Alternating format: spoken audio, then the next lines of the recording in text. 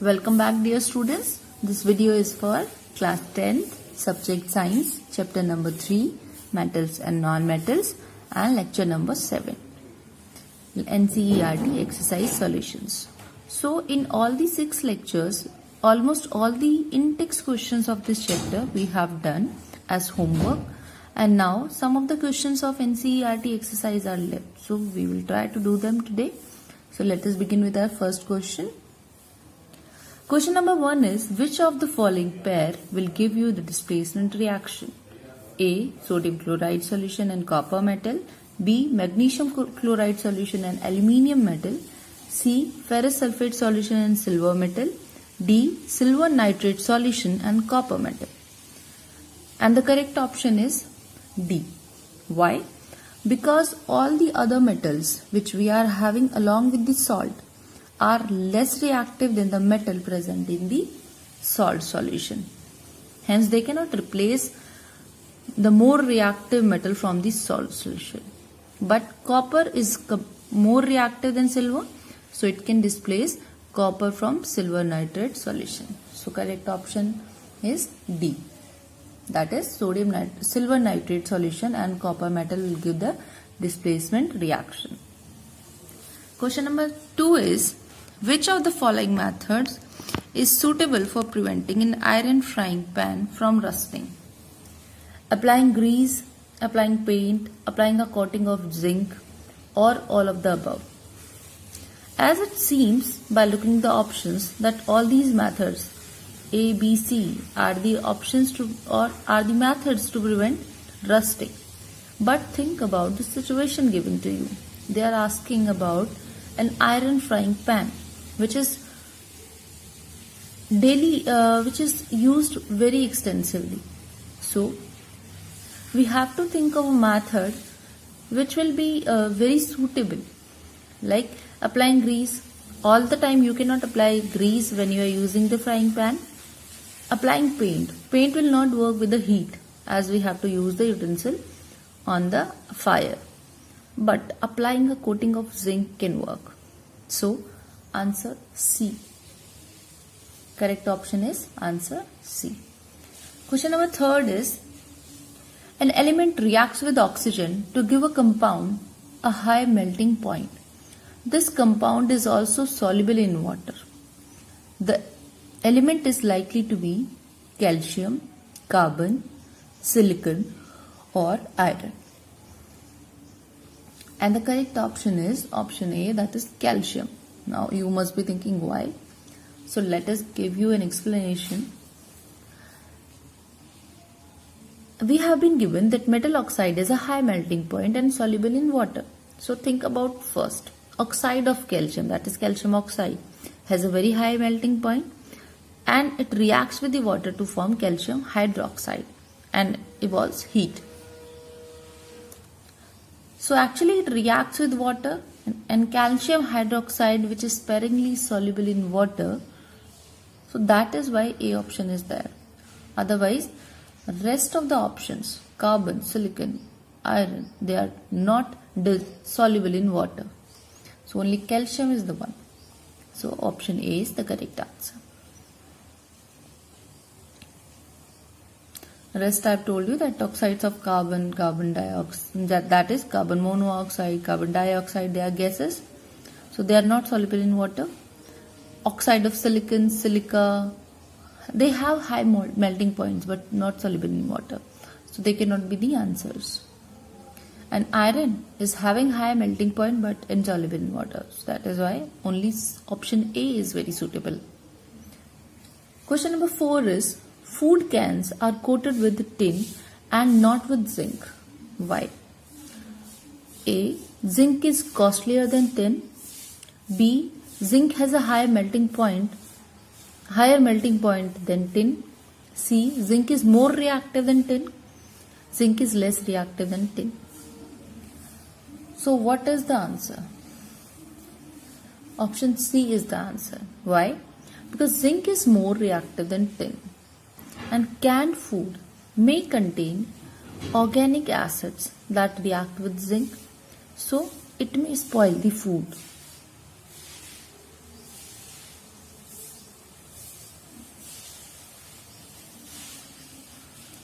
So that is why instead of using zinc we are using tin. And one more reason for using tin is that tin is non-toxic in nature. Question number 5 is, you are given a hammer, a battery, a bulb, wires and a switch. A. How could you use them to distinguish between samples of metals and non-metals? B. Assess the usefulness of these tests in the distinguishing between the metals and non-metals.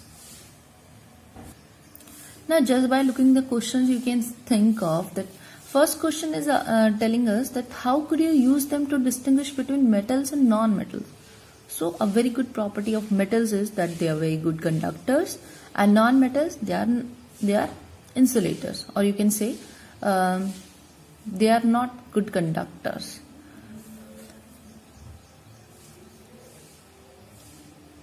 So let us see the answer. First, if a substance can be hammered into thin sheets, it is likely to be a metal. First case, because metals are malleable at room temperature and non-metals are not. So this way you can find out. If on being hammered the element gets shattered, it is likely to be a non-metal. If it is not converting into a thin sheet, then it is for sure it is a non-metal.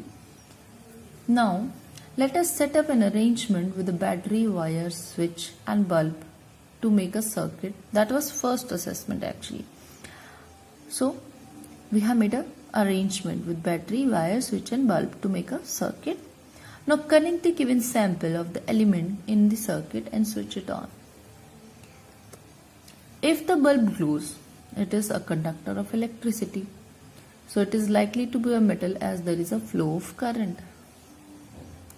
And if it does not, the element is likely to be a non-metal.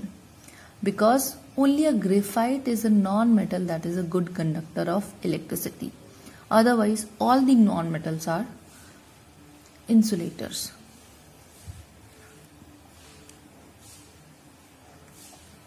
Next question is,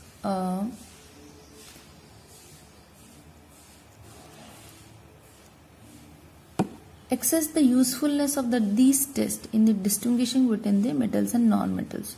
So you can see if, because this can help us to identify the metals and non-metals. So this way we can identify the properties of the metals and non-metals. If we can hammer them into thin sheets, then they are metals and they are malleable at room temperature.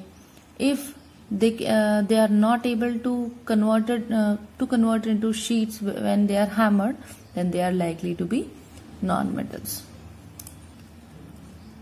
Then our next question is, what are amphoteric oxides? Give 2 examples of amphoteric oxides. So amphoteric means which can behave as 2 different natures. So oxides which have both acidic and basic properties are called amphoteric oxides. Such metallic oxides that react with acid as well as bases to form salt and water, they are amphoteric oxides. For example, aluminium oxide, copper oxide. You can see it here that when aluminium oxide reacts with hydrochloric acid, it forms aluminium chloride. And water, that is a salt and water solution. But when aluminium oxide reacts with a base, then also it is forming 2NaAlO2, that is sodium aluminate, plus water, salt and water. So in both the cases it is giving a reaction. So that is why this aluminium oxide is a amphoteric oxide. Question number 7 is, name the metals which will displace hydrogen from dilute acids and 2 metals which will not. So iron and aluminium are the 2 metals which will displace hydrogen from the dilute acids because they are more reactive than hydrogen in their standard electrode potential, as they have the higher standard electrode potential as compared to hydrogen. So they can displace hydrogen from the dilute acids. But copper and mercury, they have a lower standard electrode potential than hydrogen, so they cannot displace hydrogen from the acids. Question number 8 is, in the electrolytic refining of a metal M, what would you take as the anode, cathode and the electrolyte? This question I have given you as a homework in one of the lectures, but let us see the answer. And the answer is, in electrolytic refining of metal M, impure metal M is made an anode and the strip of the pure metal M is made at cathode. And a salt of metal M is used as electrolyte.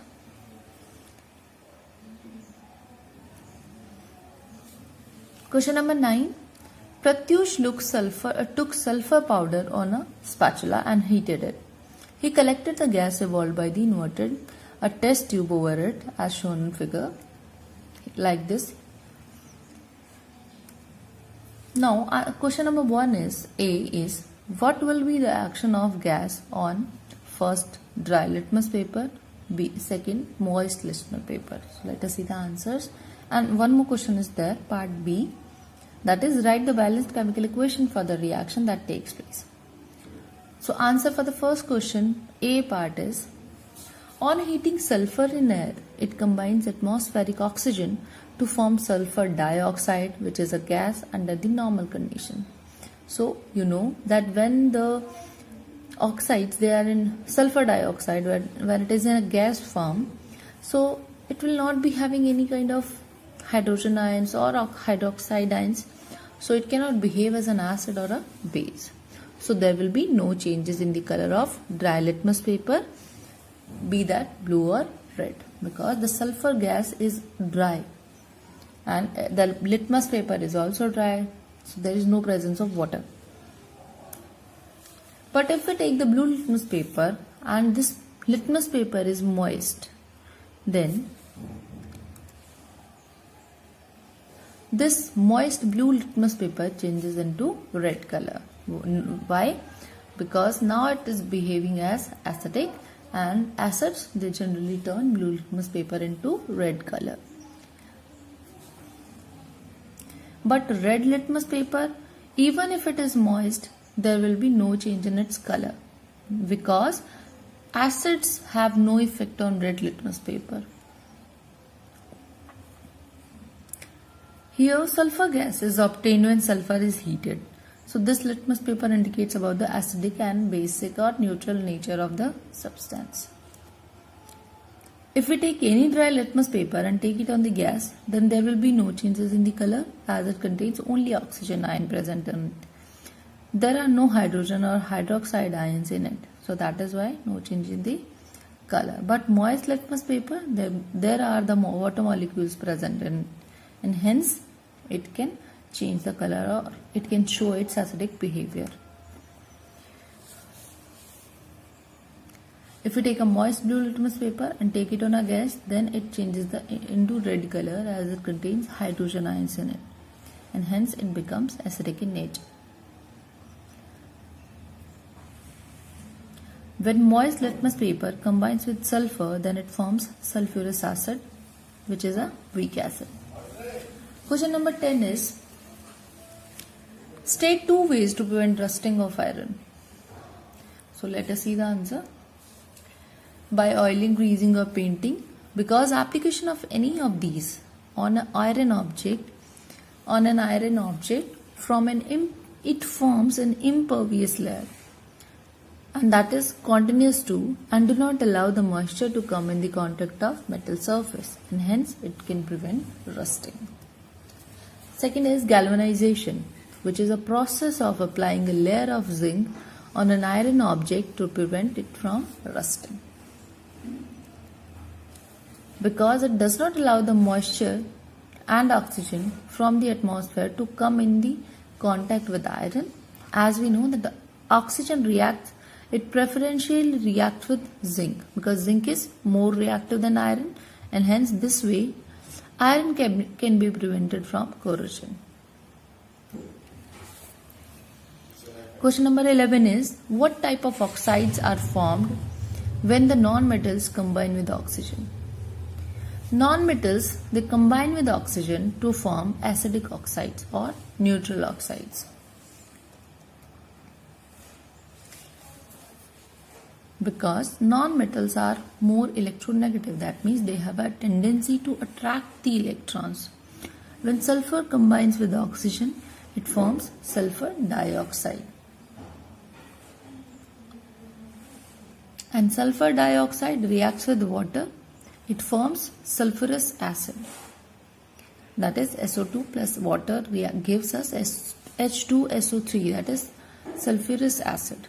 And this sulfurous acid is acidic in nature.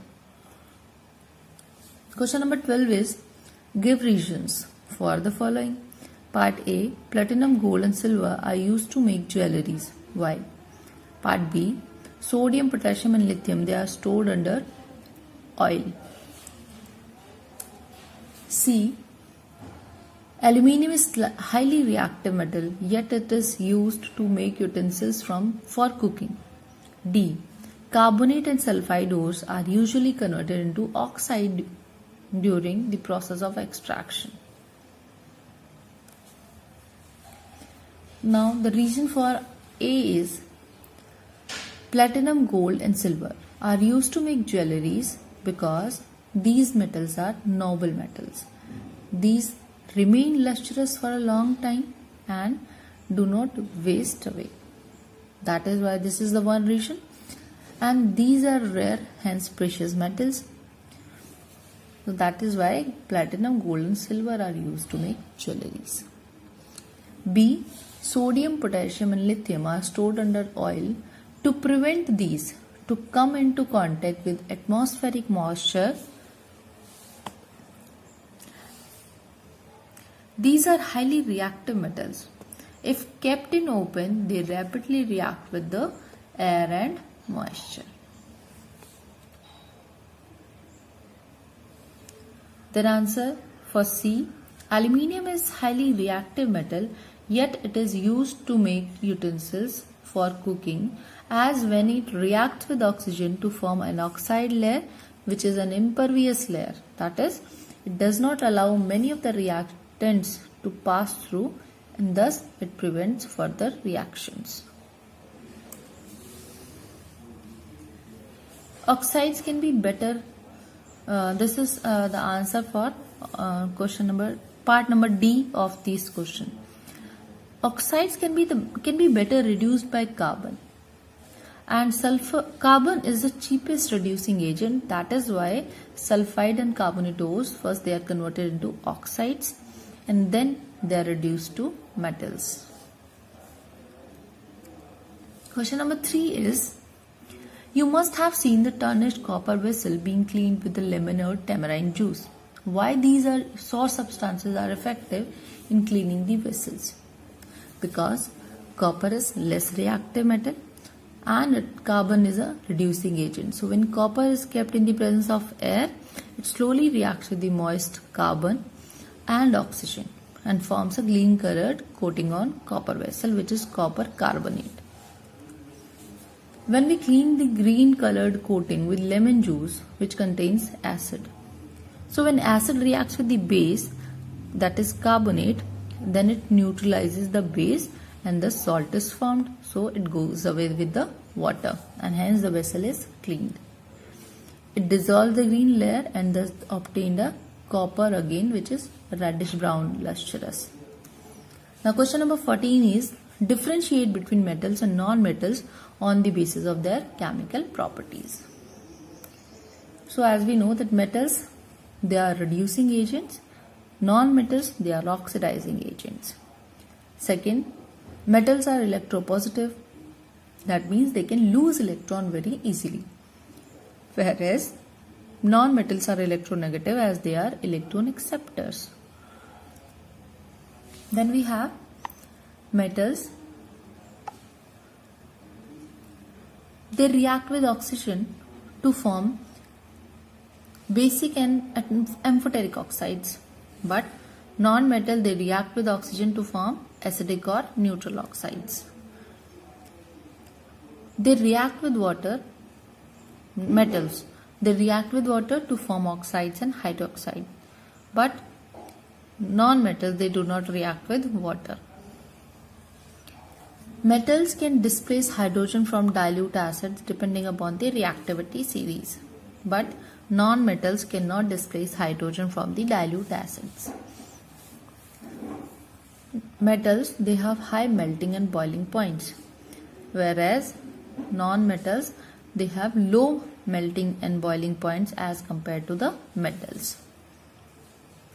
Now our 15th question is, a man went door to door posing as a goldsmith. He promised to bring back the glitter of the old and dull gold ornaments.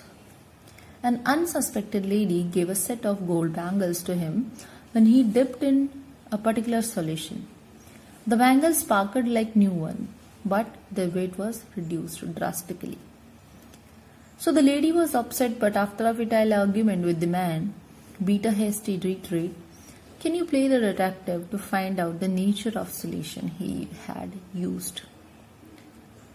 And the answer is, gold is a very noble metal and it does not react with most of the chemicals, including strong acids. So, aqua regia, which is a mixture of 3:1 ratio of hydrochloric acid and nitric acid.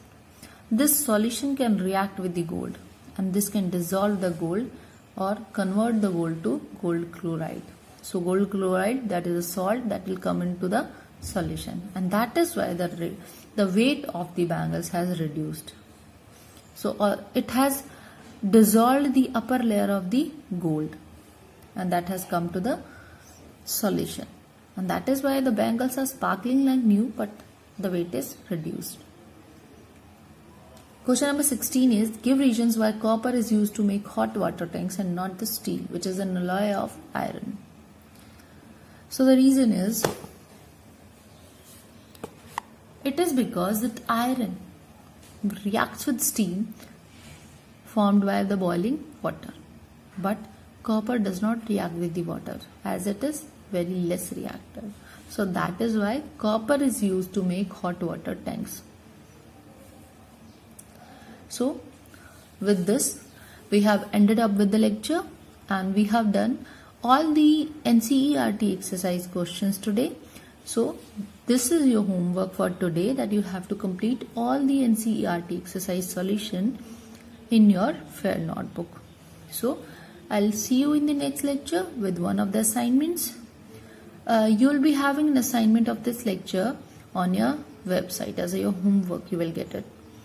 And that assignment you have to do in one day, and the next day we will be discussing it.